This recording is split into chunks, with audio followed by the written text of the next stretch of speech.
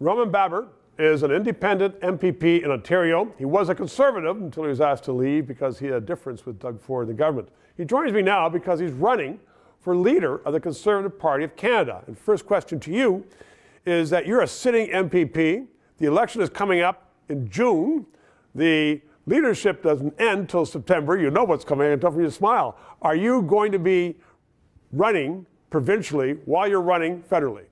As much as I would love to make some breaking news on your show, I think we're going to have an announcement shortly.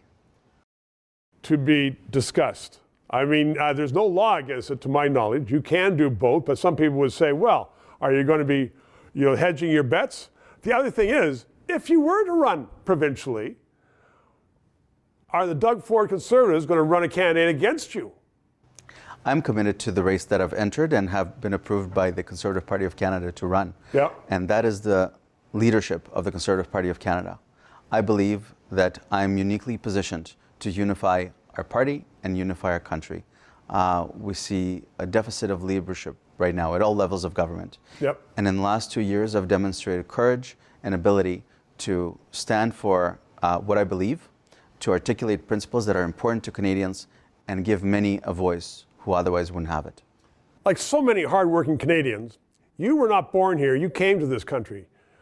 You have Russian and Ukrainian ancestors. Does that give you a better appreciation, that history and the family and hearing stories and knowing the history, a better appreciation of democracy? And if it does, are we really in the democracy deficit in Canada with Trudeau? I think that what we've seen in the last couple of years has certainly brought that prospect up.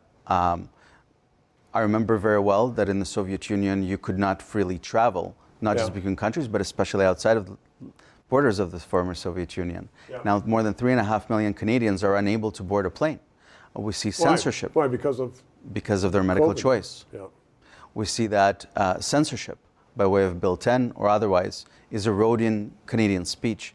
And that is very dangerous, not just for public policy, but also for our democracy. We're seeing federal mandates continue to creep in where people who simply want to work are unable to work because of a healthcare choice that they made. That is of great concern to me.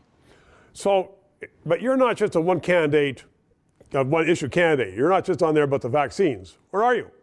Absolutely not. I'm very passionate about Canadian opportunity, which I think is eroding. I think that many young Canadians are unable to afford a home. That is something that I very much want to talk about, whether we make more federal land available or increase the RSP exemption or start building transportation and infrastructure to new and affordable communities. 3 minutes are over, but you'll be back. We'll talk about those as the campaign proceeds. Roman, thank you very much. 3 minutes. As you can tell from what you just heard and saw, there are a lot of issues that have to be decided in Canada, and we need independent analysis of them. So, help us stay on the air. Subscribe, tell your friends, PayPal, and thanks for watching.